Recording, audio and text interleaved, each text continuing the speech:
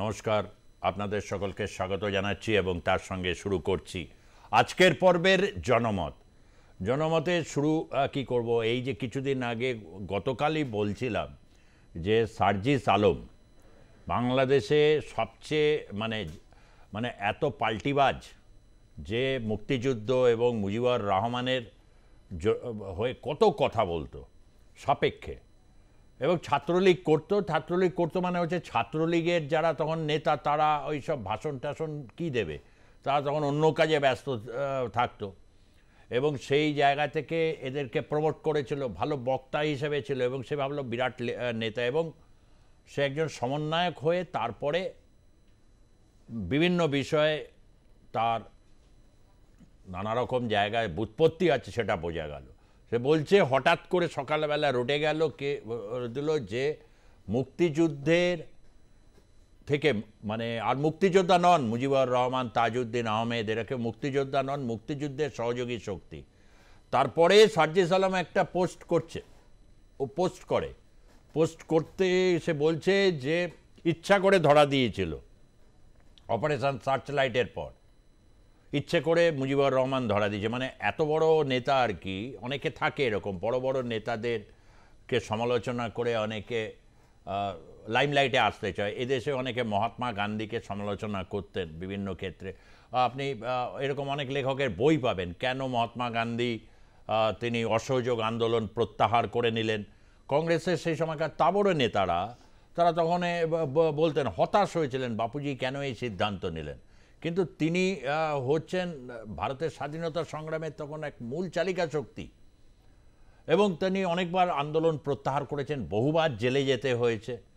কিন্তু সেই মহাত্মা গান্ধীর পুরনো ফর্ম মানে যে তিনি যে সত্যিকারের অহিংসার প্রশ্নে অনড় ছিলেন, কিন্তু অগাস্ট আন্দোলনের সময় মহাত্মা গান্ধী বলেছিলেন যে যখন সশস্ত্র শুরু হয়ে গেছে বিভিন্ন জায়গায়, রেল লাইন উপড়ে ফেলছে বিক্ষুব্ধ জনতা, ইংরেজ ভারত ছোড়ো, তখন মহাত্মা গান্ধীকে প্রশ্ন করা হয়েছিল যে আপনি তো অহিংসার পূজারী, এত হিংসা, বলে এটা ভারতবাসী হিংসাশ্রয়ী হয়নি, ইংরেজ বাধ্য করেছে হিংসার আশ্রয় নিতে। এই ছিল মহাত্মা গান্ধীর বয়ান। আর আজকের এই ছোড়া সে বলছে কিনা মুক্তিযোদ্ধা নয়, তিনি ইচ্ছা করে ধরা দিয়েছেন। 70 সালের নির্বাচনে প্রধানমন্ত্রী হওয়ার দাবিদার ছিলেন হচ্ছে, এবং যদি মুজিবুর রহমান প্রধানমন্ত্রী হতেন পাকিস্তানের, তাহলে কোনোভাবেই হয়তো মুক্তিযুদ্ধও হতো না, বাংলাদেশে গঠনের প্রক্রিয়া হয়নি।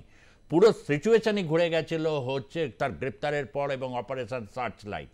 কিন্তু যে উগ্রতা, বিষ মেশানো যে যুক্তিগুলোকে নিয়ে এসে গোটা বাংলাদেশকে বিভক্ত করতে চাইছে, তার একটা এরকম সিদ্ধান্ত, স্বাভাবিকভাবে এই সিদ্ধান্ত হুলুস তুলুস পড়ে যায়, এবং যে কারণে যে অধ্যাদেশ নাকি জারি হয়েছে, কিন্তু এই স্বীকৃতি বাতিলের খবর ঠিক নয় বলে জানিয়েছেন মুক্তিযোদ্ধা বিষয়ক উপদেষ্টা ফারুক আজম। তিনি কি বলছেন শুনব। ফারুক আজম তিনি মুক্তিযোদ্ধা বিষয়ক উপদেষ্টা, সিনিয়র রাজনীতিবিদ, এবং অনেকেরই রয়েছেন উপদেষ্টা বা যারা রয়েছেন বিভিন্ন ক্ষেত্রে, তাদের অনেকেরই কিন্তু মুক্তিযুদ্ধের সময়কার স্মৃতি আছে, তারা জানেন সেটা। তথাপি ফারুক আজমের এই বক্তব্য নিঃসন্দেহে একটা রয়েছে। আমি তার বক্তব্য শোনানোর আগে অবশ্যই ফারুক আজমের বক্তব্যই আমরা শুনব। বাংলাদেশ সরকার, মুজিবনগর সরকার, যেটা মুজিবনগর সরকার লেখা আছে, মুজিবনগর সরকার ও উক্ত সরকার কর্তৃক স্বীকৃত অন্যান্য বাহিনী তারা সবাই মুক্তিযোদ্ধা হবেন। তার মানে মুজিবনগর সরকার ইটসেলফ এবং তার দ্বারাই স্বীকৃত অন্যান্য সকল বাহিনী যারা সশস্ত্রভাবে যুদ্ধ করেছে তারা সবাই মুক্তিযোদ্ধা হবেন, এটাই। তাহলে মুজিবনগর সরকারের মধ্যে কে ছিলেন? শেখ মুজিবুর রহমান ছিলেন, সৈয়দ নজরুল ইসলাম সাহেব ছিলেন, তাজউদ্দিন সাহেব ছিলেন, মনসুর আলী সাহেব ছিলেন, কামরুজ্জামান সাহেব ছিলেন, খন্দকার মুস্তাক সাহেব ছিলেন, এরা সবাই মুক্তিযোদ্ধা। আর কোনো ব্যাখ্যা? এই যুদ্ধটা এই সরকারটা পরিচালনা করেছে, এই সরকারের লেজিটিমেসির বাইরে কাউকে স্বীকৃতি দেওয়া হয় নাই।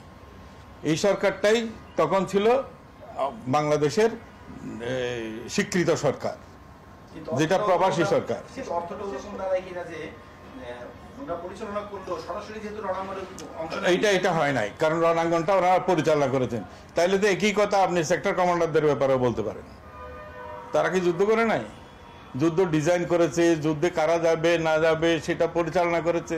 ঠিক একই রকমের মুজিবনগর সরকার তো পুরো যুদ্ধটা পরিচালনা করেছে।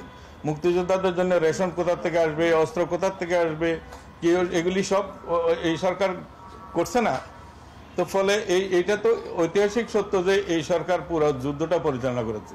তো এটা কেমন করে ইতিহাস পরিবর্তন করা যায়? এটা একটা মিসলিডিং হয়েছে নিউজ। এটা আমার মনে হচ্ছে যেন এটা সত্য হয় নাই।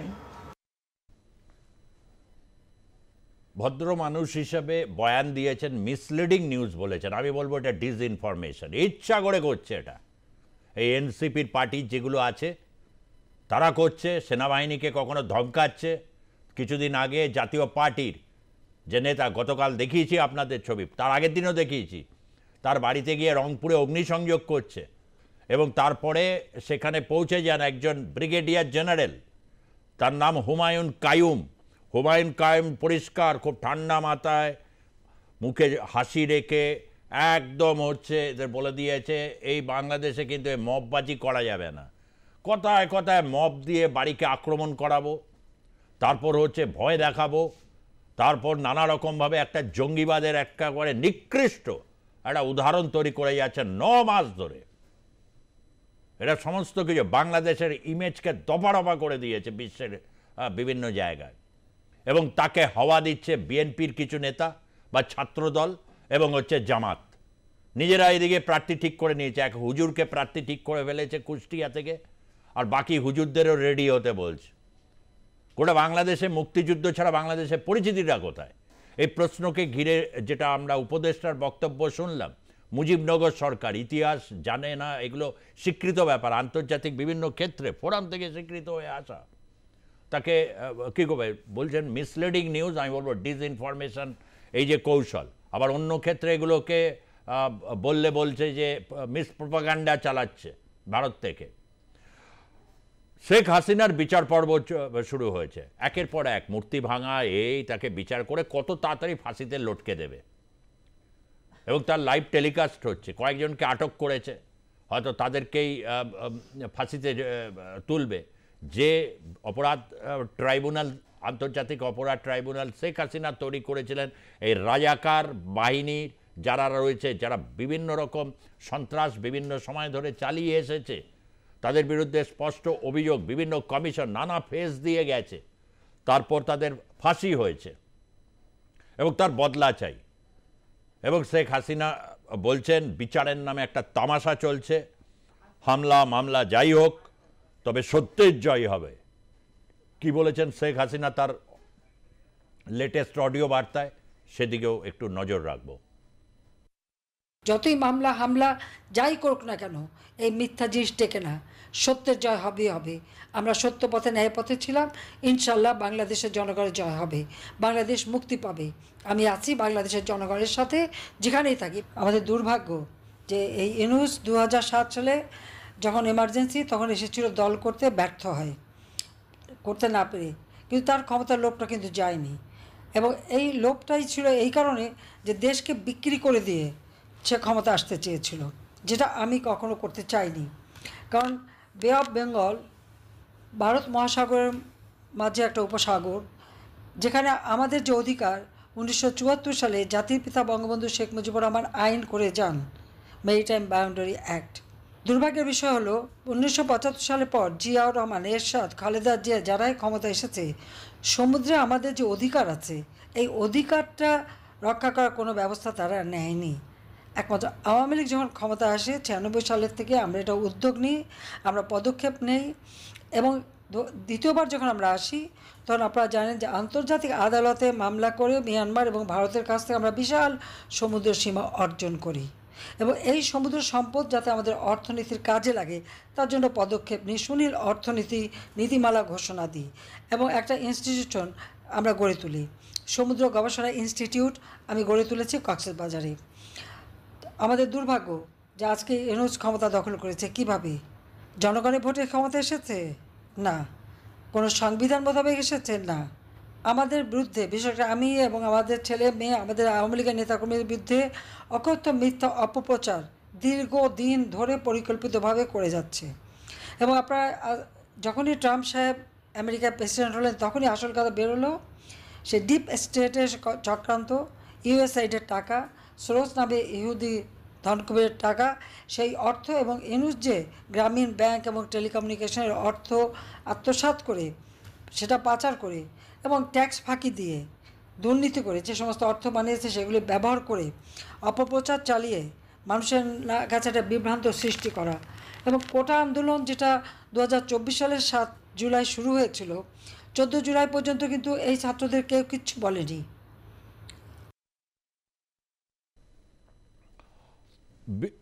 বঙ্গোপসাগরের যে জায়গাগুলোকে ভারত এবং মায়ানমারের সাথে আন্তর্জাতিক আদালতে লড়াই করতে হয়েছে, অনেকেই বলেন যে শেখ হাসিনা দেশকে ভারতের কাছে তিনি বিক্রি করে দিয়েছেন। এটা হচ্ছে বিরোধীদের একটাই কথা, এবং হচ্ছে তাকে ফ্যাসিস্ট তকমা দিয়ে পুরো দেশটাই একটা বড় অংশ অচল অবস্থার, বাকি অংশে কি হচ্ছে কেউ জানে না। আর স্বয়ং উপদেষ্টা যেখানে বলছেন মিসলিডিং নিউজ বেরোচ্ছে, বেরোয় কী করে? বাংলাদেশের সংবাদ মাধ্যমের উপরে যে নিয়ন্ত্রণ রয়েছে এরাই তো ফোন করে করে, সার্জিদ সালম বা বিভিন্ন নাহিদ ইসলাম বা হচ্ছে এরা ফোন করে বলেনি এই সাংবাদিককে হটিয়ে দিতে হবে চাকরি থেকে, একে সরিয়ে দিতে হবে, এরাই তো করেছে, লিস্ট পাঠিয়েছে পর্যন্ত হাসনাত আবদুল্লাহ। এই যে অবস্থা একটা তৈরি হয়েছে, এই অবস্থার বিরুদ্ধে ক্রমশ ব্যাপারটা যে একটা বাড়াবাড়ির লেভেলে চলে যাচ্ছে, এটা কি তারা বুঝতে পারছে? না বুঝলে তাদের কিভাবে বোঝাতে হয় সেই ব্যাপারগুলো অনেকেরই জানা আছে। আজকে মোস্তাকা ফারুকি সারোয়ার তিনি পর্যন্ত বলেছে এরকম কোনো সিদ্ধান্ত হয়নি যে মুজিবনগর সব সদস্যকে স্পষ্ট ইয়ে রয়েছে, কারণ ওই সময় একটা সরকার তৈরি হচ্ছে ভারতভূমিতে, এবং তাকে দেওয়ার জন্য আন্তর্জাতিক স্তরে প্রচণ্ড কূটনৈতিক লড়াই ভারতকে লড়তে হয়েছিল। তার কি উদ্দেশ্যে ছিল না ছিল সেগুলো তো ইতিহাস বিচার করবে, এবং সেটা তো ভারতকে লড়ে নিতেই হবে। সবাই এই ক্ষেত্রে একটা অবস্থানে রয়েছে। তাই আজকের বিতর্ক অত্যন্ত গুরুত্বপূর্ণ এবং ইম্পর্টেন্ট বিতর্ক। আপনারা অবশ্যই শুনুন, আপনাদের কমেন্টস জানাবেন, লাইভ স্ট্রিমিং চলছে, অবশ্যই জানাবেন। রয়েছেন রাষ্ট্রবিজ্ঞানের অধ্যাপক, রাজনৈতিক বিশ্লেষক হিসাবে দেবতনু মাঝি, তাকে স্বাগত জানাচ্ছি। রয়েছেন প্রদেশ কংগ্রেসের মুখপাত্র সন্দীপা চক্রবর্তী। সন্দীপা চক্রবর্তী বাংলা ত্রিপুরা রাজনীতি নিয়ে অবহিত, এবং সে বাংলাদেশে সরকারি প্রতিনিধি হিসাবে সফর করেছে অত্যন্ত ভালোভাবে। বাংলাদেশ নিয়ে আমরা তার কাছ থেকে এই সময়কার অভিজ্ঞতাটা কিভাবে দেখছেন আমরা অবশ্যই জানবো। এবং ভারতীয় জনতা পার্টির মুখপাত্র হিসাবে রয়েছেন জ্যোতি চ্যাটার্জি, আজকে আমাদের সঙ্গে অনলাইনে যোগ দিচ্ছেন জ্যোতি চ্যাটার্জি। জ্যোতি, তোমাকেও স্বাগত জানাচ্ছি আজকের এই ভার্চুয়ালি। আমি প্রথমে সন্দীপাকে দিয়ে শুরু করছি। এই যে একটা অবস্থান নিয়েছে, হঠাৎ করে কেউ একটা করে দিচ্ছে যে অধ্যাদেশ জারি করে দিচ্ছে, অধ্যাদেশ নাকি জারি, এবং সেটা মিসলিডিং, কিন্তু অধ্যাদেশ জারি করা মানে একটা বিষয়। সেখানে বলা হচ্ছে যে তিনি স্বাধীনতার ঘোষণা দেননি, ইচ্ছাকৃতভাবে গ্রেপ্তার হয়েছিলেন। মুজিবনগরের এই যে সরকার, এসবের কোনো লোকাল স্ট্যান্ডই নেই। ঘুরিয়ে উল্টে বলছে যারা রাজাকার, আলবদর, আলসামস এরা নাকি মুক্তিযোদ্ধা এখন, মানে যারা মুক্তিযোদ্ধার বিরোধিতা করে 30 লক্ষকে হত্যার অভিযোগ যাদের বিরুদ্ধে রয়েছে। তারপরের বক্তব্য তো আপনি শুনলেন। এটা ঠিক কি হচ্ছে, কি পদক্ষেপের দিকে নিয়ে যাচ্ছে, এবং এর পরিণতিটা কি হতে চলেছে, সবচেয়ে বড় কথা? দেখুন, শুধুমাত্র আমি না, যারা যারা বাংলাদেশ সফর করেছেন তারা ডেফিনেটলি 32 ধানমন্ডি যে ঐতিহাসিক যে বাড়িটি শেখ মুজিবের, যেখানে শেখ মুজিবকে 1975 সালের 15ই আগস্ট শেখ মুজিব এবং তার ফ্যামিলিকে খুন করা হয়, যে রাজাকাররা খুন করে, তো সেখানে সেই বাড়ির সামনের ওয়ালে লেখা আছে যে বাংলার মাটি দুর্জয় ঘাঁটি। তো এবং শেখ মুজিব বারবার এই স্লোগানটি ওনার বিভিন্ন সমাবেশে উনি দিয়েছেন। যদি আমরা একটু ইতিহাসের ইউটিউবে যদি আমরা যাই বা বই আমরা যদি পড়ি, তো আজকে দেখা যাচ্ছে যে মেজর ডালিম যে অন্যতম যে রাজাকার, যে কিনা এই চক্রান্ত করেছিল শেখ মুজিবকে হত্যা করার, সে এত বছর বাইরে ছিল, কেননা হাসিনার সরকার সেখানে ছিল, যেই একটা অবৈধ সরকার। ইউনুসের সরকার তো আর নির্বাচিত সরকার নয়, তো সুতরাং এটি একটি অবৈধ উপদেষ্টা কমিটি বা সরকার।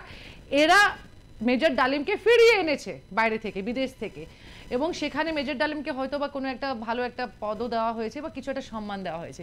তো সেটাই বলবো যে যেখানে একটা দেশ পরিচালনা করছে অবৈধ সরকার, তারা ঠিক করবে যে কে মুক্তিযোদ্ধা ছিলেন এবং কে মুক্তিযোদ্ধা ছিলেন না, তারা ঠিক করবে।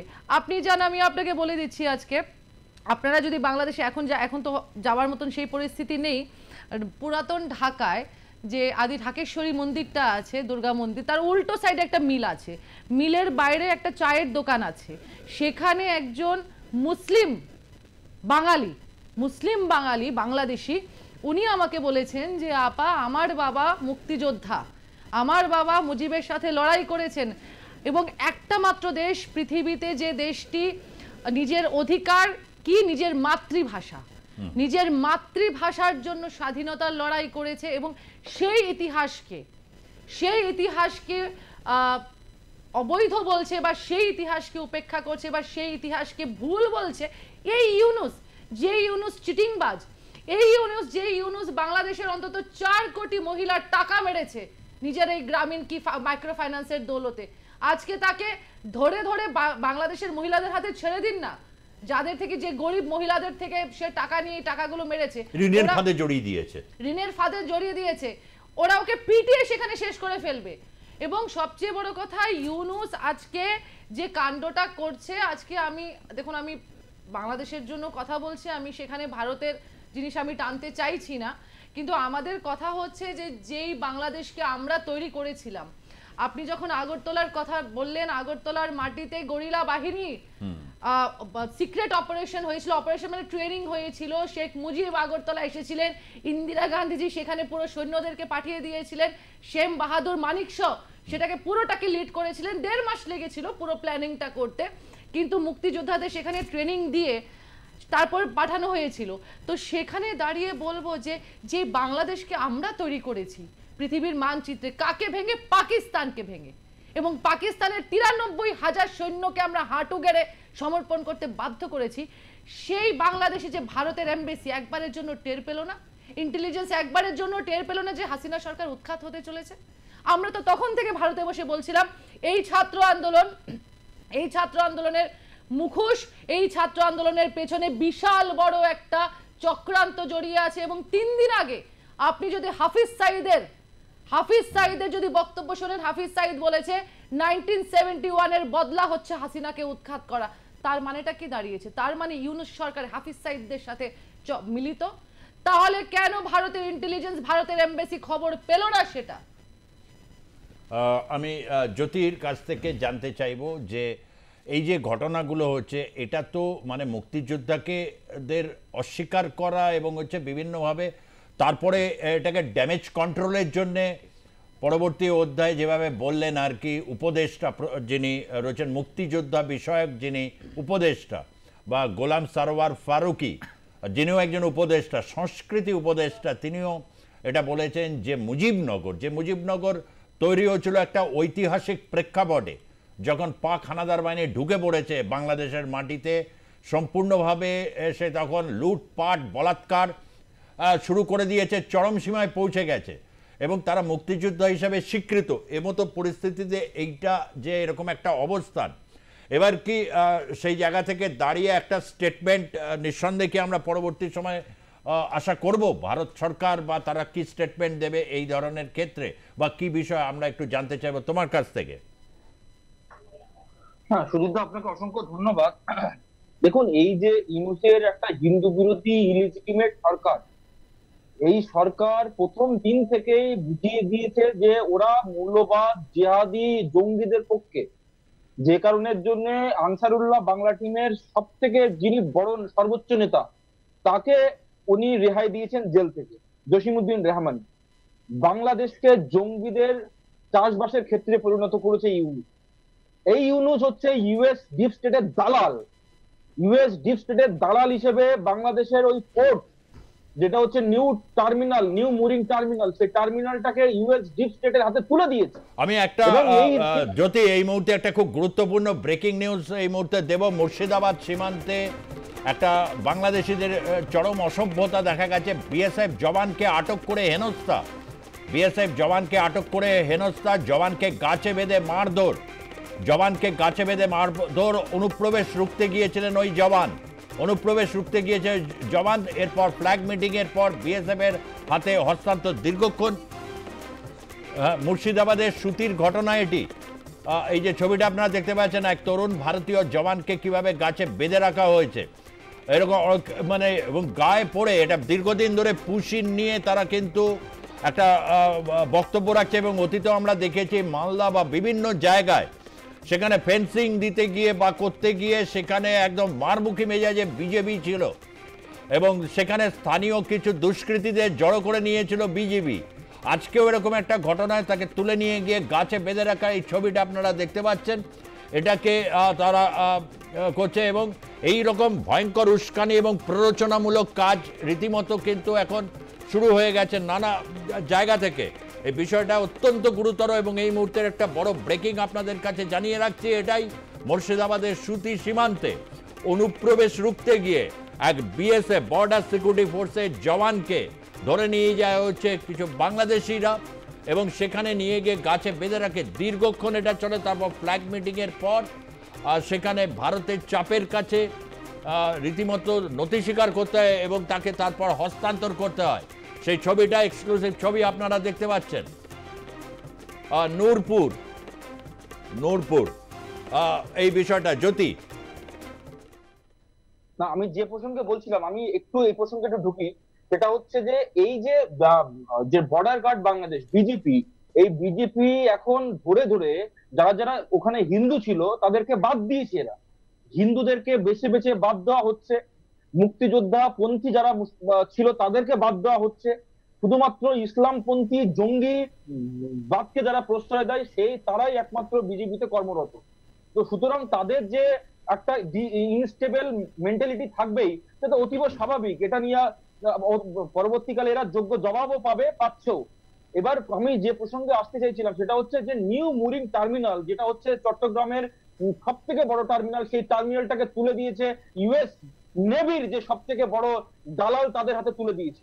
এবার কথা হচ্ছে যে এই কাজগুলো ইউনুস কেন করছে? ইউনুসের মতো ইউএস ডিপ স্টেটের দালাল প্রত্যেকটা দেশে দেশে বসিয়ে রেখেছে, শুধুমাত্র বাংলাদেশে নয়। যেটা বাংলাদেশে ইউনুস, সেটা মায়ানমারের আং সান সুকি, আমাদের দেশে কারা আমরা সবাই জানি, এবং বিভিন্ন দেশে সেই ডিপ স্টেটের দালালগুলো বসিয়ে রেখে দিয়েছে। তারা চায় না যে দেশের একটা রাষ্ট্রবাদী সরকার থাকুক যে নিজের দেশকে ভালোবাসে। তারা সব সময় চায় নিজেদের পুতুল বসিয়ে রাখতে, নিজেদের স্বার্থ চরিতার্থ করার জন্য। আজকে বাংলাদেশে যেটা হচ্ছে সেটা হচ্ছে ইউএস ডিপ স্টেটের যে দালাল, তাদের স্বার্থটাই চরিতার্থ করা হচ্ছে। এবং এর মধ্যে সব থেকে বড় ইম্পর্টেন্ট যে জিনিস হচ্ছে সেটা হচ্ছে বাংলাদেশকে একটা অস্থিতিশীল ব্যর্থ রাষ্ট্রে পরিণত করে ইন্ডিয়ার পরে চাপ রাখা। কারণ ইন্ডিয়া এখন ফোর্থ লার্জেস্ট ইকোনমি, মোদিজির নেতৃত্বে একটা জায়গায় পৌঁছে গেছে ইন্ডিয়া। আজকে ভারতবর্ষ সমগ্র মানে বিশ্বের বুকে একটা নেতৃত্বের জায়গায় পৌঁছে গেছে, সেটা ইউএস ডিপ স্টেটে সহ্য হচ্ছে না। ফলে বাংলাদেশকে ডিপ স্টেট ইনস্টেবল করতে পারলে ভারতকেও চাপে রাখা যাবে। কিন্তু ভারত যোগ্য জবাব দিয়েছে। ভারত অপারেশন সিন্দুর যেমন ওয়েস্টার্ন ফ্রন্টে হয়েছে, যদি কোনো জঙ্গি কার্যকলাপ ইস্টার্ন ফ্রন্ট হোক বা যে কোনো নর্দার্ন ফ্রন্ট হোক, যে ফ্রন্টে হোক না কেন, ভারত কিন্তু যোগ্য জবাব দেওয়ার জন্য প্রস্তুত। আমরা বসে থাকবো না। যে কোনো রকমের জঙ্গিবাদ বা হচ্ছে আপনার সন্ত্রাসবাদী কার্যকলাপকে আমরা মানে দাঁত ভাঙা জবাব দেওয়ার জন্য ভারত কিন্তু প্রস্তুত। এবার মানে সেটার কি সময় এখনো এসেছে বলে মনে হয়? না, এখনো আসেনি দাঁত ভাঙা জবাব দেওয়ার? প্রসেস অলরেডি চলছে। সেটা তো দেখুন, অনেকটা ভিজিবিলিটি থাকে, অনেকটা ইনভিজিবল থাকে। প্রসেস অলরেডি চলছে, যেটা আপনারা সামনে দেখতে পাচ্ছেন। বাংলাদেশকে এতদিন যে সুবিধাগুলো দেওয়া হয়েছিল একটা বন্ধু রাষ্ট্র হিসেবে, যে বাংলাদেশের ভারতবর্ষের মাটি ব্যবহার করে বাংলাদেশ অন্য তৃতীয় কোনো রাষ্ট্রে পণ্য পরিবহন করতে পারতো, ফলে তাদের ইনকাম বাড়তো, তাদের জিডিপি কন্ট্রিবিউশন ভালো হতো। আজকে সেই জায়গাটা কিন্তু এই ইউনিসের জন্য বাংলাদেশের মানুষ সেই জায়গা থেকে কিন্তু বঞ্চিত হচ্ছে। অর্থাৎ ভারতবর্ষকে যারা শত্রু মনে করছে, তার জন্য এই ইউনুস বাংলাদেশের জনগণকে বিপদের মুখে ফেলেছে। আজকে যে গার্মেন্টস শিল্প সব থেকে বাংলাদেশের, আমি আসবো গার্মেন্টস শিল্প এগুলো নিয়ে সত্যি, কিন্তু এখন এই মুহূর্তে একটা বড় রকমের জায়গায় রয়েছে যে মুক্তিযুদ্ধকে অস্বীকার করার যে ঘটনা, হয়তো এটা নিয়ে অডিও বার্তা হবে, কেননা এটা খুব একটা ধোপে টেকেনি এবং এটার যে রিপার্কেশনটা ভয়ঙ্কর জায়গায় যেতে পারতো তার আগেই দুজন উপদেষ্টা, একজন সিনিয়র উপদেষ্টা পরিষ্কার বোঝা যায় যে তার মুক্তিযুদ্ধ নিয়ে এবং তার বয়সও সেই জায়গাটা থেকে ইন্ডিকেট করছে যে মুক্তিযুদ্ধ বা সেই সিম্প্যাথি একটা থাকবেই। কেন ইতিহাসকে বিলক্ষণ এরকমভাবে অস্বীকার করা যায় না যদি না একটা প্রবল উস্কানি বা একটা ওরকম পরিস্থিতি থাকে। এবং শেখ হাসিনা এটাও বলছেন যে বঙ্গোপসাগরের জায়গাটায় যে সমুদ্রের অধিকার একটা দেশের সভেরিয়ান একটা কান্ট্রি হিসাবে সেন্ট মার্টিন নিয়ে বারবার লাগাতার একই প্রশ্নে বারবার এটা দিচ্ছেন। তার কারণ বুঝতে পারছেন যে বাংলাদেশে কোথাও একটা জায়গায় ভয়ঙ্কর গণ্ডগোল হয়েছে, বহু মানুষ এখনও রয়েছেন, একটা উদ্ভ্রান্তর অবস্থা হচ্ছে আওয়ামী লীগের, এবং সেই সুযোগে এনসিপি হোক, জামাত হোক বা হচ্ছে ছাত্র দল হোক, তারা কিন্তু একটা দলবদ্ধ শক্তি হিসাবে একটা পরিস্থিতি তৈরি করছে যা বাংলাদেশের উপর একটা ভয়ঙ্কর প্রভাব তৈরি করছে এবং ভারতের উপরেও কন্টিনিউয়াসলি। কেননা হচ্ছে যে এই যে একটা অনুপ্রবেশ দীর্ঘদিন ধরে হচ্ছে, সেই ইস্যুটা কিন্তু এখন রীতিমতো একটা জাতীয় ইস্যু হয়ে গেছে ভারতবর্ষের ক্ষেত্রেও। এরকম একটা পার্সপেক্টিভে দাঁড়িয়ে দেবতনু মাঝি কি বলবেন? দেখুন সুজিতদা, প্রথমে যে এই যে আমরা যদি দেখি যে ইতিহাসকে যে অস্বীকার করার যে ব্যাপারটা, এটা একটা খুবই কমন ব্যাপার। আজকে আপনি যদি দেখেন যে পপুলিস্ট রাজনীতি যেভাবে চলছে, সেখানে আমরা দেখতে পাচ্ছি বিভিন্ন দেশে সেখানে ইতিহাসকে কিন্তু নতুন করে গড়ে তোলার চেষ্টা করা হচ্ছে, এবং বেসিক্যালি সেটা নতুন করে যত না গড়া হচ্ছে, সেখানে কি করা হচ্ছে যে আমাদের অ্যাকচুয়াল যে ইতিহাস, যেটা ফ্যাকচুয়াল বেস যে ইতিহাস, সেই ইতিহাসটাকে ডিনাই করা হচ্ছে। এটা আমরা বাংলাদেশের ক্ষেত্রেও এখন দেখতে পাচ্ছি। দ্বিতীয় যেটা হচ্ছে যে মার্কিন যুক্তরাষ্ট্রের যে প্রভাব বাংলাদেশের এই যে ইন্টারিম সরকার যে রয়েছে, তার একটা প্রভাব কিন্তু এই সরকারের ওপর রয়েছে আমরা জানি, এবং সেখানে যে বারবার এই প্রসঙ্গটা উঠে এসেছে যে কী করে ডিপ স্টেটের যে রোলটা, এবং মোহাম্মদ ইউনূসের যে এই যে সরকার, এই সরকার কিন্তু এটা আমাদের সবাইকে স্বীকার করতে হবে যে এটা হচ্ছে একটা ইললেজিটিমেট সরকার, যেটা হচ্ছে বাংলাদেশে বসে আছে। এবং সেখানে এই সরকারের কাজটা কি ছিল, এই ইন্টারিম গভর্নমেন্টের অ্যাকচুয়ালি কাজটা কি? বিশ্বের যে কোনো জায়গাতে যদি ইন্টারিম গভর্নমেন্ট তৈরি হয়, কেন তৈরি হয় যখন কোনো একটা ক্রাইসিস সিচুয়েশন, পলিটিক্যাল ক্রাইসিস দেখা দেয়, জেনারেলি সেই সময় তৈরি হয়। তার কাজটা সে কিন্তু একটা পরিবেশ তৈরি করবে যেখানে নির্বাচনটা সুষ্ঠুভাবে করা যাবে এবং সে সেখান থেকে কিন্তু সরে যাবে। তার কিন্তু অতীত বাংলাদেশে হয়েছে, হ্যাঁ, এবং সেখানে কিন্তু এর আগে সেখানে একটা কেয়ারটেকার গভর্নমেন্টের প্রভিশন ছিল, যেটা পরবর্তীকালে অ্যাবলিশ করা হয়। তার অনেক কারণ আছে, আমরা এগুলো আগে আলোচনা করেছি। কিন্তু এই যে ইন্টারিম যে গভর্নমেন্ট, এই সরকার দেখুন ঠিক 2007 সালে যেরকম হয়েছিল ওই কেয়ারটেকার গভর্নমেন্ট, তারা কিন্তু ক্ষমতাটাকে ধরে বসে আছে, তারা কিছুতেই সেখান থেকে সরছে না। এবং তাদেরকে তাদের এই যে বিভিন্ন যে ডিসিশন, যেগুলো কিন্তু খুব ইম্পর্টেন্ট ডিসিশন, সেগুলো নেওয়ার তাদের কোনো অধিকার নেই।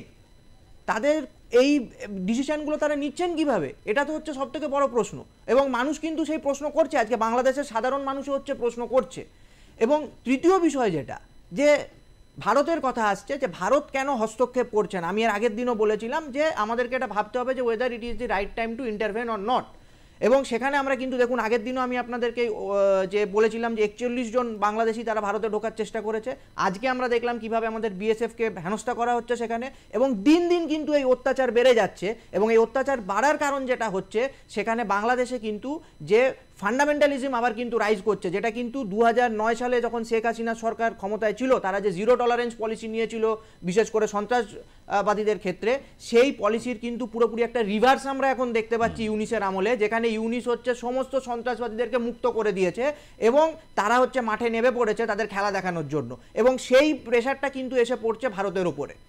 এখন ভারত সরকারের উচিত, আমার যেটা ব্যক্তিগতভাবে মনে হয়, যে এই যে সমস্যা, এই সমস্যাতে কিন্তু, এবং ডোনাল্ড ট্রাম্পও অলরেডি আমরা দেখেছি তিনি বলেছেন যে ভারতকে পুরোপুরি এখানে একেবারে তার নিজের মতো করে এই ব্যাপারটা ডিল করতে বলা হয়েছে। তিনি সেই মতামত তার যেটা আমরা শুনেছি এর আগে, যদিও ডোনাল্ড ট্রাম্প এখানে ফ্যাক্টর নয়, কারণ আমরা একটা সভারেন কান্ট্রি, এবং আমরা যখন জানি যে আমরা 4th লার্জেস্ট ইকোনমি হিসেবে আমরা নিজেদেরকে আজকে যখন তুলে ধরছি, আমরা যখন নিজেদেরকে সুপার পাওয়ার হিসাবে তুলে ধরতে চাইছি, তাহলে সেখানে গিয়ে আমার এই যে রিজিয়নের মধ্যে এইরকম যদি একটা ফেল স্টেট, আরেকটা যদি প্রায় বাংলাদেশ ফেল স্টেটের দিকে আর কি এগোচ্ছে তৈরি হয়, সেটা কিন্তু আমার এই রিজিওনাল স্টেবিলিটির পক্ষে একটা বড় একটা সমস্যা হয়ে দাঁড়াবে। সুতরাং ভারতের কিন্তু সময় চলে আসছে ইন্টারভেন করার বাংলাদেশের এই বিষয়টাতে। সেই কারণেই ভারত মনে বারবার বলছে যে একটা এবং না, নির্বাচন এবং দ্রুত হোক। হ্যাঁ, আরো একটা কথা, এখানে ইন্টারভেনশন মানে কিন্তু এটাকে কেউ ভুলভাবে ব্যাখ্যা করবেন না যে আমি বলছি না যে ভারত বাংলাদেশ দখল করে নেবে।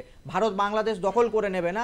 ভারত ঠিক যেভাবে পাকিস্তানকে যে ধরুন জবাব দিয়েছে, এই যে টেররিস্ট যে ঘাঁটিগুলো বা এই যে ফান্ডামেন্টালিস্ট যে ঘাঁটিগুলো বাংলাদেশে গড়ে উঠেছে, এদেরকে কিন্তু হচ্ছে শায়েস্তা করতে হবে।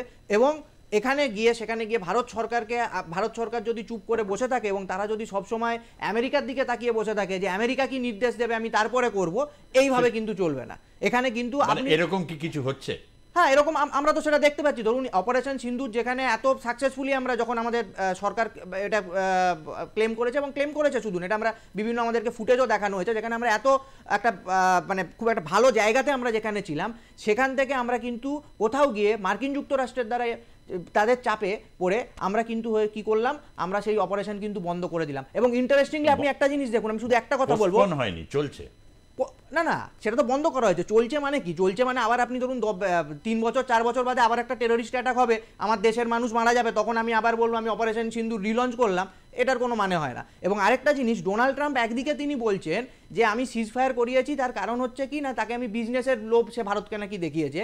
আর এদিকে তিনি বলছেন যে আমার অ্যাপেল যে রয়েছে, অ্যাপেলকে আমি ভারতে হচ্ছে ম্যানুফ্যাকচারিং করতে দেবো না, তাকে ম্যানুফ্যাকচারিং কোথায় করতে হবে, তাকে আমেরিকাতে ম্যানুফ্যাকচারিং করতে হবে। তো ভাই তুমি কিসের বিজনেস আমাকে দেখাচ্ছ? তোমার বিজনেসের ওপর আমি ডিপেন্ড করে নেই। আমার ওয়ার্ল্ডের লার্জেস্ট মার্কেট আছে, আমি সেই মার্কেটে আমার নিজস্ব কি বলে গুডস তৈরি করতে পারি, আমি তৈরি করে আমার নিজস্ব ম্যানুফ্যাকচারিং ইউনিট আমি গড়ে তুলতে পারি। তোমার ভরসাতে আমি বসে থাকবো না। ওকে, আমি আসবো যদি কিছু বলতে চাইছে মনে হয়। আমি সুখদেব সরকার রয়েছেন সোদপুর থেকে। হ্যাঁ বলুন। হ্যাঁ, হ্যালো স্যার। আমার কথা হইলো, ইতিহাসকে মোছা যায় না, ইতিহাস কখনো মিথ্যা হয় না, ইতিহাস কখনো মিথ্যা হয় না, ইতিহাসের পাতাই থাকে। তবে ইনুসও ওর মা বাবার গর্ভে জন্মায়নি, ওকে এই মুহূর্তে ফাঁসি দেওয়া দরকার, এই মুহূর্তে ফাঁসিতে ঝুলানো দরকার। আর একটা কথা, ভারতবর্ষের হস্তক্ষেপ করা উচিত। বেশ, তবে ঠিক কথা, ডক্টর ইউনূস একজন আন্তর্জাতিকভাবে স্বীকৃত ব্যক্তিত্ব। তবে রাষ্ট্রনীতি চলার ক্ষেত্রে যদি অনেকে এরকম সন্ত্রাসবাদের দ্বারা প্রভাবিত হয়, সেটাই বারবার করে বিভিন্ন টকশোতে মানে আমাদের ক্ষেত্রে এটা উঠে আসছে। জ্যোতিষ, হ্যাঁ কিছু বলতে চাইলে? হ্যাঁ, যে প্রসঙ্গে আমি বলতে চাইলাম যে এই যে যুদ্ধ বিরতি যেটা হয়েছে, এটা কিন্তু কমা হয়েছে, ফুল স্টপ হয়নি। এবং সব থেকে আমাদের গর্বের বিষয় হচ্ছে আপনার পাকিস্তান কি পায়ে ধরেছে ভারতের কাছে যে আপনারা দয়া করে যুদ্ধ বন্ধ করুন। এটা আমাদের ডিজিএমও বলেছে। এবার আমরা ডিজিএমও কে বিশ্বাস করবো না কোন কোথায় কে টুইট করলো তাকে বিশ্বাস করব? পাকিস্তান পায়ে ধরেছে, এই জিনিসটা আমাদেরকে একটা গর্বের বিষয় যে ভারতবর্ষের কাছে পাকিস্তান পায়ে ধরেছে। আমরা কিন্তু তার মানে পায়ে ধরলে আমরা ওখানে কমা বসিয়ে দেবো, তারপরে আবার আমাদের মানুষ মারা যাবে, তখন আমরা আবার হচ্ছে কমাটা তুলে দিতে। ডোনাল্ড ট্রাম্প বলেছে নিউক্লিয়ার এসকেলেশনের দিকে যাতে না যায়। নিউক্লিয়ার এসকেলেশন তো হচ্ছিল না, সেটা দুটো দেশের সেনাবাহিনী, না দুটো দেশের সেনাবাহিনীর অফিসাররাই তো বলেছেন। ওকে, পাকিস্তান পায়ে ধরেছে, এই জিনিসটা আমাদের মাথায় রাখতে হবে। ঠিক কথা না, পাকিস্তানের যে একটা বিরাট ক্ষয়ক্ষতি হয়েছে, এটা আসিম মুনির বা হচ্ছে শাহবাজ শরীফ তারা বলছেন, এটা বলতেই হবে, কারণ ডিসইনফরমেশনের জেরে ইভেন বেশ কিছু আন্তর্জাতিক সংবাদ মাধ্যম তারাও প্রথমে এটা বলেছিল যে ভারতের রাফায়েল নিয়ে বা বিভিন্ন ক্ষেত্রে ক্ষয়ক্ষতি নিয়ে, এবং পাকিস্তানের যে ক্ষয়ক্ষতিটা কিন্তু পরবর্তী ক্ষেত্রে তাদের বক্তব্য বা প্রতিবেদনে উঠে এসেছে, সেটা ঠিক কথা। কিন্তু হচ্ছে এই পয়েন্ট অফ ডিবেটটা থেকে যাচ্ছে, কেন এটাকে একদম মোক্ষম সুযোগটা পেয়ে তাকে আরো চূড়ান্ত বা চরম শিক্ষাটা কেন দেওয়া গেল না, এইটা নিয়ে কিন্তু ডিবেট। আপনার যখন পায়ে ধরছে, তারা বলছে যে আমরা পায়ে ধরছি, আমাদের কাছে অপশন নেই। বেশ, আমি আসছি সন্দীপ, আরেকটা ফোন নিয়ে নি। রয়েছেন বিরাটি থেকে শান্তনা মল্লিক। হ্যাঁ বলুন। বলছি ভারতের নরম সরম পদক্ষেপ, যেখানে আমরা পাকিস্তানের ক্ষেত্রে কঠোর পদক্ষেপ দেখলাম, তো বাংলাদেশের বিরুদ্ধে একটা কঠোর পদক্ষেপ কেন নিচ্ছে না ভারত সরকার? বিএসএফ আপনার যেখানে পাকিস্তানে ঘাটতি ধ্বংস করে দিল, সেখানে লজ্জা বেঁধে রেখে দিচ্ছে গাছে। এটা ধন্যবাদ, শুনতে থাকুন। আমার কথা হচ্ছে এই জায়গাটায় যে বাংলাদেশ মুক্তিযুদ্ধ, ভাষা, ভারতের বন্ধু দেশ, এই সুযোগটাও কিন্তু ওখানকার যারা হেফাজত বলুন, জামাত বলুন বা এমন কিছু শক্তি ওখানে হয়েছে, তারা এসবকে কেয়ারই করে না। কিসের মুক্তিযুদ্ধ, কিসের বন্ধুত্ব? ভারত একটি আগ্রাসী দেশ, দিল্লি না ঢাকা, ঢাকা ঢাকা, রাজপথ মুখর করে দিচ্ছে। তো তাদের ক্ষেত্রে ভারতের একটা শক্ত অবস্থান, যেটা পাকিস্তানের ক্ষেত্রে হচ্ছে কিন্তু ভারতের ক্ষেত্রে নয়। এই ফোনটা এই জায়গাটায় এইখানে একটা কি আমার মনে হয় যে সংসদে এই বিষয়টা নিয়ে, যেমন অপারেশন সিঁদুর নিয়ে বিশেষ অধিবেশন বিরোধীরা চেয়েছে, বাংলাদেশ নিয়েও তো একটা তো অবস্থানে আসার ক্ষেত্রে একটা তো যথাযোগ্য, কেন কোথাও একটা জায়গায় কিন্তু ভারতবাসীর মধ্যেও এই জিনিসটা এখন তৈরি হচ্ছে যে ওখানে একটা জঙ্গি ঘাঁটি হয়তো তৈরিই হয়ে গেছে। সুজিত বাবু, আমি যদি কয়েক বছর পেছনে চলে যাই, মানে অনেক বছর পেছনে, 90-এর দশকে, তখন আমরা দেখব যে যখন বিএনপির সরকার ছিল, খালেদা জিয়ার সরকার ছিল, তখন সেখানকার স্বরাষ্ট্রমন্ত্রী ছিলেন লুৎফুজ্জামান বাবর। এই লুৎফুজ্জামান বাবর কি করেছিল, নর্থ ইস্টের যে বর্ডার, যে পোরাস বর্ডারগুলো আছে, স্পেশালি যেগুলো একদম নদী পার করে যাওয়া যায় বা ল্যান্ড সংলগ্ন যে বর্ডারগুলো আছে, সেখানে উগ্রবাদী ক্যাম্প তৈরি করেছিল।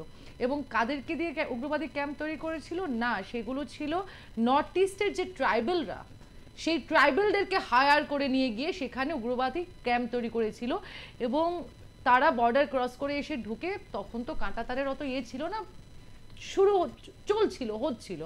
এবং এখনো নর্থ ইস্টের এরকম প্রচুর জায়গা আছে যেখানে কাঁটাতার নেই। তো আমাদের কথা হচ্ছে যে ওই সময় কিন্তু ওই জিনিসটা মানে ভারত কিন্তু পরোক্ষভাবে বা কূটনৈতিকভাবে খালেদা জিয়াকে সমর্থন না জানিয়ে হাসিনাকে সমর্থন জানিয়ে হাসিনাকে কিন্তু সরকারে ফিরিয়ে নিয়ে এসেছিল। এবং তখন কিন্তু ইউপিএ চলছিল, কংগ্রেস সরকার ছিল তখন কেন্দ্রে। আমাদের কথা হচ্ছে আজকে 1 বছর হতে চললো, আমাদের দেখুন দুটো লেজিটিমেট প্রশ্ন আমাদের। এক, আমরা যখন বলছি যে পাকিস্তান আমাদের পায়ে ধরেছে এবার অপারেশন সিঁদুরের পর, খুব ভালো কথা, পাকিস্তানই প্রথম আমাদের পায়ে ধরেনি।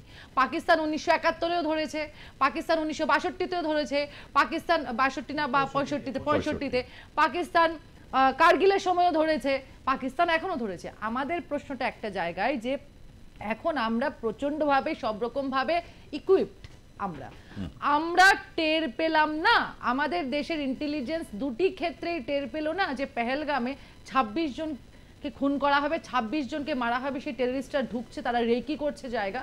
আর তার আগেও 1 বছর আগেও আমাদের ভারত সরকার, আমাদের ইন্টেলিজেন্স টের পেল না যে সেখানে হাসিনা সরকারকে উৎখাত করতে চলেছে এই ইউনুস। আমি মোহাম্মদ কেন বলছি না, আমি পয়গম্বর মোহাম্মদের নামটা আমি ইউনুসের জন্য আমি ইউজ করতে চাই না, উনি পবিত্র একজন ব্যক্তি ছিলেন। কিন্তু সেখানে দাঁড়িয়ে বলবো, আমাকে একটু বলতে দেবেন, 1 মিনিট বলতে দেবেন। বারবার ইউএস ডিপ স্টেটের কথা বলছে বিজেপি। ইউএস ডিপ স্টেটের কথা যখন উঠছে, তাহলে মোদিজির বন্ধু পরম মিত্র ট্রাম্প কি করছে? যে ট্রাম্প আমরা জানি আমাদের দেশের ইলেকশনে বাইরের কেউ এসে একটা ইলেকশন ক্যাম্পেইন কারোর জন্য করতে পারবে না, মানে বিদেশি কেউ আসে। সেখানে আমরা করোনার আগে দেখলাম নমস্তে ট্রাম্প হলো, তার আগে মোদি গেলেন সেখানে, ইউএসএ গিয়ে করলেন হাউডি মোদি, সেখানে গিয়ে বললেন আব কি বার ট্রাম্প সরকার, ওইখানে গিয়ে ইলেকশন ক্যাম্পেইন করলেন। তো সেখানে দাঁড়িয়ে বলবো যে এই যে ট্রাম্প বারবার কথাগুলো বলছে যে তিনি আটকেছেন, কোন সাহসে বলতে পারে? একটা বিশ্ব প্ল্যাটফর্মে দাঁড়িয়ে ট্রাম্প এমনি একটা ইউএস এর একজন সর্বেসর্বা, সে এমনি বলে দেবে যে সে যুদ্ধ আটকেছে ভারত এবং পাকিস্তানের মধ্যে, সে ভারতকে বলেছে যে না হলে ব্যবসা বন্ধ করে দেব। আর এই জ্যোতিরা, এই বিজেপি যখন ট্রাম্প সরকার এসেছে এবার দ্বিতীয়বারের জন্য, আমরা বারবার বলেছি ট্রাম্প সরকার হোক বা বাইডেন হোক বা কামলা হ্যারিস হোক, আমাদের দক্ষিণ পূর্ব এশিয়ার ভাগ্য আমরা নির্ধারণ করব, যে বাংলাদেশকে আমরা বানিয়েছি আমরা নির্ধারণ করব সেটার ভাগ্য কি হবে। সেখানে দাঁড়িয়ে বলবো এই জ্যোতিরা কি উৎসাহিত, কি উৎফুল্লিত, ট্রাম্প এসে গেছে, এইবার তো হাসিনা ব্যাক করবে। কেন ভাই? ট্রাম্প এলে হাসিনা ব্যাক করবে, আর আমরা যখন যেখানে ভারত আছি, আমরা পাকিস্তানকে ভেঙে 2 টুকরো করে বাংলাদেশ বানিয়েছি, আমরা ঠিক করতে পারবো না বাংলাদেশের ভাগ্য? দক্ষিণ পূর্ব এশিয়ার ভাগ্য আমেরিকার কেউ এসে ঠিক করবে?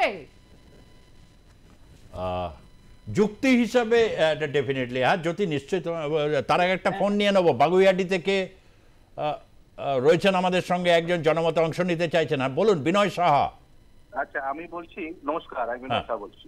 হ্যালো, হ্যাঁ বলুন। আমি বলছি কি, আমার একটা প্রশ্ন, যে বাংলাদেশকে দুভাগ করে এই চলমান সমস্যার সমাধান কি সম্ভব? মানে আপনি একটু ডিটেইল, মানে দুভাগ বলতে কি বলতে চাইছেন?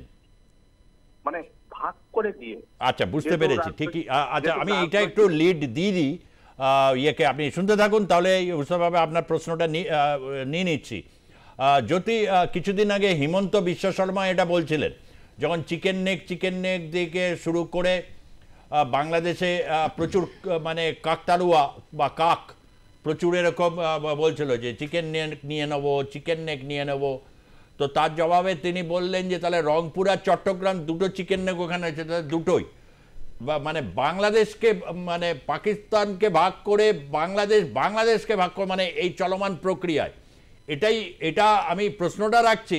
কিন্তু এই যে প্রশ্নগুলো আসছে বিভিন্ন জায়গা থেকে, তাতে একটা জিনিসই এরকম হচ্ছে যে এই প্রশ্নগুলো তোলার ক্ষেত্রে পরিপ্রেক্ষিতটাই পুরো তৈরি করে দিয়েছে বাংলাদেশের এই ধরনের জঙ্গি বা জঙ্গিবাদের প্রতি আকৃষ্ট এই সমস্ত যারা রয়েছেন। এটা বলতে কোনো বাধা নেই। জ্যোতি, আমি বলছি যে সুজিতদা, হিন্দু কালচার বা ভারতের যে আত্মা, এই আত্মা বলে ভারতের আত্মা কিন্তু এক্সপ্যানশনিস্ট নয় বা হচ্ছে আপনার বিস্তারবাদী মানসিকতা নয়। আপনি মনে থাকবে রাম যখন যুদ্ধ জয় করেছিল শ্রীলঙ্কা, তখন বিভীষণ বলেছিল যে এখানে আপনারা থাকুন। রাম বলেছিল জন্মভূমিষ্ঠ স্বর্গাদপি গরীয়সী। এটা কিন্তু ভারতবর্ষের আত্মা হচ্ছে আমরা কোথাও গিয়ে বিস্তারবাদী মানসিকতা নয়, আমাদের এটা এই কনসেপ্ট আমাদের ভিতরে নেই। আর দ্বিতীয় বিষয়, কিন্তু যদি কেউ মানে ঢিল মারে তাহলে তো মানে পাটকেলটা খেতে হবে, পরিষ্কার জিনিস। তার কারণ অহিংসা পরম ধর্ম, ধর্মহিংসা তথাই বসা।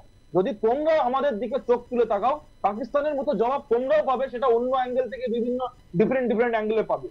বিষয়টা হচ্ছে এই আমেরিকার কথা একটু আগে বলা হচ্ছিল, আমেরিকা অনেক চোখ রাঙিয়েছে ভারতবর্ষের পরে, অনেক দিন ধরে চোখ রাঙিয়েছে। কিন্তু মোদিজির নেতৃত্বে যখন 2014 সালের পরে ক্ষমতায় আসে মোদিজি, রাশিয়ার থেকে তেল কেনার ক্ষেত্রেও একই রকম ভাবে চোখ রাঙিয়েছিল। মোদিজি বলেছিল তোমাদের চোখ রাঙানি চলবে না, তার কারণ হচ্ছে এটা মোদিজির সরকার, এসব কোনো কিছু চলবে না, তোমাদের চোখ রাঙানো ওটা ভুলে যাও, এটা ইউপিএ গভর্নমেন্ট নয়। দ্বিতীয় বিষয় হচ্ছে 26/11 পরে প্রাক্তন বায়ুসেনা প্রধান তিনি বলেছিলেন যে আমরা প্রস্তুত ছিলাম পাকিস্তানে এয়ার স্ট্রাইক করতে। এই কংগ্রেস গভর্নমেন্ট, এই ইউপিএ গভর্নমেন্ট তারা করতে দেয়নি, কার কথা মতো করতে দেয়নি। এরা বেসিক্যালি হচ্ছে ভারতবর্ষকে মানে না, ভারতবর্ষের আপনার মেন যে আত্মা, সেই আত্মাকে 26/11 তো একটা ইন্টেলিজেন্স ফেলিয়ার বা একটা নিয়ে তৎকালীন মিডিয়াতে না, আমরা অতটা পেছনে যাব না। পাকিস্তান বলেছে যে আমরা প্রস্তুত ছিলাম, আমরা চেয়েছিলাম আক্রমণ করব পাকিস্তানকে, আমার দেশের লোক করেছে, আমার দেশে এটা করেছে পাকিস্তান, বিজেপির কি অধিকার আছে একটা স্বাধীনতা সংগ্রামে অংশগ্রহণ করেনি? না, সেখানে একটা ডিপ্লোম্যাটকে ধরা হয়েছে, এই ডিপ্লোম্যাট পাকিস্তানের প্রেসিডেন্ট ছিল। এটা মেয়ার এরা না সুজিত বাবু, এটা বলতে হবে। তখন বারবার নেহেরুজি অপমান করা হয় যে নেহেরুজি এবং কংগ্রেস নাকি দায়ী পাকিস্তান এবং ভারতে হওয়ার জন্য। কেন তখন এই বিজেপি তো তখন ছিল না, জনতা দল ছিল না, অটলজি তো ছিলেন, বিধানসভায় তো ছিলেন, সরি লোকসভায় তো ছিলেন, ওরা কেন অপোজ করেনি? আমরা ভারতের এই ডিবেট তো শ্যামাপ্রসাদ মুখার্জি কেন অপোজ করেনি? না ঠিক আছে, ভারতের এই ডিবেট বাংলাদেশেও অনেকে শুনছেন, যেহেতু এটা ইউটিউব স্ট্রিমিং হচ্ছে। আমি একটা কথা শুধু বলতে চাই এই জায়গাটা থেকে, যেখানে এই প্রশ্নে বৈদেশিক নীতি বা পাকিস্তান বা এই প্রশ্নে একটা ইউনিমাস জায়গা রয়েছে, সেটাকে আমরা মেয়ার ওই জায়গায় এক একটা রেফারেন্স, কেন দীর্ঘদিন কংগ্রেস শাসনও দেশ দেখেছে, তখনও পাকিস্তান চুপচাপ বসেছিল তা নয়, অসহায়তা দেখেছে, তখন বিরোধীরা এগিয়ে এসেছিল। আজকে বিজেপি রয়েছে, যে কোনো পরিস্থিতি হোক বিরোধীদেরকে সেই জায়গাটা হতে হবে, কিন্তু ডেফিনেটলি প্রশ্ন রয়েছে। আমি যেটা বলছিলাম সেটা বলি, সেটা হচ্ছে দেখুন নেহেরুজি থেকে শুরু করে মোদিজি, ঠিক আছে, আমরা যদি দেখি প্রত্যেক প্রাইম মিনিস্টারের আমলেই, ঠিক আছে, ভারতের যে ন্যাশনাল ইন্টারেস্ট যেটা, সেটাকে আমার মনে হয় না কোনো প্রাইম মিনিস্টারই চাইবেন যে জেনে বুঝে সেটাকে আর কি বা কি বলে যে সেটা যাতে প্রোটেক্টেড না হয়, ঠিক আছে। এবারে উনি যেটা বলছেন যে ওনাদের এটা হচ্ছে একটা সমস্যা, ঠিক আছে, যে আমরা যখন ন্যারেটিভ ক্রিয়েট করছি, ঠিক আছে, এই ন্যারেটিভ ক্রিয়েট করার সময়, ঠিক আছে, সেখানে হচ্ছে যে কি বলে আমাদেরকে এটা মাথায় রাখতে হবে, আমাদের ইতিহাসটা জানতে হবে যে 47 থেকে আজকে 2025 সাল অবধি কংগ্রেস গভর্নমেন্টেরও যেমন অনেক পজিটিভ কন্ট্রিবিউশন আছে, তাদেরও অনেক কিছু মানে ভুল দিক রয়েছে, সেগুলো বিষয় না। কিন্তু হ্যাঁ, কিন্তু বাংলাদেশের ক্ষেত্রে যেটা মেন, যে আপনার যে প্রশ্ন যেটা, যে বাংলাদেশকে আমরা এখন বাংলাদেশ আমাদের এইটা তো আশা করিনি আমরা 3 দিন 4 দিন আগেও জানতাম না যে হাফিজ সঈদ এই ধরনের একটা ক্লেম করবে। না, আপনাকে এটা স্বীকার করতে হবে যে বাংলাদেশ হচ্ছে এখন একটা সমস্যা হয়ে দাঁড়িয়েছে। এটা হচ্ছে মেন বিষয় আজকের এই ডিবেটের। মেন বিষয় হচ্ছে ভারতের ইতিহাস কিভাবে লেখা হয়েছে সেটা নয়, মেন বিষয় হচ্ছে বাংলাদেশের যে একটা সমস্যা হয়ে দাঁড়াচ্ছে দিন দিন, এটা আমাদেরকে কিন্তু হচ্ছে মানতে হবে। শুধুমাত্র যেটা কিন্তু বাংলাদেশ সমস্যা নয়, বাংলাদেশ এই যে হাফিজ সাঈদ আজকে সমর্থন করলো, যখন পেহেলগাঁও হলো তার 15 দিন পর আমরা পাকিস্তানকে অ্যাটাক করলাম। এই 15 দিনের মধ্যে একটা খবরও এসেছিল এলএটি অপারেটিভসরা নাকি বাংলাদেশে আছে। এবং তার সাথে সাথে শুধু সেটা না, আমরা যদি চায়নাকে ধরি, চায়নার যে মতিগতি, এখান দিয়ে যদি বাংলাদেশ অ্যাটাক করে, এখান দিয়ে যদি চায়না অ্যাটাক করে, নর্থ ইস্টেই বলি, আবার ওইদিকে সিল্ক রুটটা আছে, ওইখান দিয়েও যদি অনুপ্রবেশ ঘটে বা অ্যাটাকটা হয়, আমাদের কাছে কি সেই সৈন্যবল আছে? শুধু দেশবাসী দাঁড়িয়ে যাবে, সৈন্য কোথা? আপনি যেটা বললেন দেশবাসী দাঁড়িয়ে যাবে, 140 কোটি দেশবাসীকে তখন না শুনুন, 140 কোটি দেশবাসী না, উনি যেটা বললেন আমাদের সেই মিলিটারি ক্যাপাবিলিটি আছে, সেই মিলিটারি ক্যাপাবিলিটি নিয়ে কোনো সন্দেহ নেই। মিলিটারি ক্যাপাবিলিটি বা এগুলো নিয়ে গত 3 বছর ধরে রিক্রুটমেন্ট নেই। না সেগুলো আলাদা বিষয়, সেটা আলাদা বিষয়, কিন্তু মিলিটারি ক্যাপাবিলিটি আমাদের চিফ বলছেন যে সময় মতো যা যা বলা হয়েছে, যে যে অ্যামুনিশন আসবে বা যে যে মানে যন্ত্র আসবে, অস্ত্র আসবে, সেগুলো সময় মতো ডেলিভার করা হচ্ছে না। এগুলো পশ্চিমা শক্তি বা ডিপ স্টেটের বড় ভূমিকা এখানেও রয়েছে। ট্রাম্প করছে কি? না ট্রাম্প করছে কি? ডিপ স্টেট সে তো এটা মানে এটা অনুপ্রবেশ ঘটছে কি করে সুজিত বাবু? অনুপ্রবেশ 1947 এর পর থেকে অনুপ্রবেশ ঘটছে, তথ্য দিয়ে দেখিয়ে দেবো। 47 এর পর থেকে অনুপ্রবেশ ঘটছে। ধন্যবাদ। আজকের সময় একেবারে 1947 এর পর থেকে দেশে অনুপ্রবেশ হচ্ছে। 3 কোটি আসে না। কোনো বিরোধী নেতা বলেনি যে পাকিস্তান থেকে 5 লাখ মহিলা এই মানে এই ক্রিকেট খেলার নাম করে ভারতে ঢুকে গিয়ে বিয়ে শাদী করে এখন এটা 1 কোটিতে দাঁড়িয়ে গেছে সংখ্যাটা। সুতরাং এটা পলিটিক্যাল ডিবেটে গেলে ডিপ স্টেটকে কি উত্তরটা আগামী দিনে ডিপ স্টেট আনএক্সপেক্টেড কিছু উত্তরের জন্য ডিপ স্টেটকেও প্রস্তুত থাকতে হবে। সে পৃথিবীর যে প্রান্তেই থাকুক না, আনএক্সপেক্টেড এই কেন আজকে যুগ ইনফরমেশনের যুগ, and we are ready to fight against disinformation. আর প্লাস হিসাবে মানে যা শক্তি সামর্থ্য নিয়ে আমরা নিঃসন্দেহে এই জায়গাটাকে তুলব। তবে ধন্যবাদ দেবতনু মাঝি, সন্দীপা চক্রবর্তী এবং জ্যোতি চ্যাটার্জি, 3 জনকে ধন্যবাদ জানিয়ে আজকের ডিবেট এখানেই শেষ করছি। দেখতে থাকুন আর প্লাস নিউজ, সবার আগে সবার পাশে। ধন্যবাদ।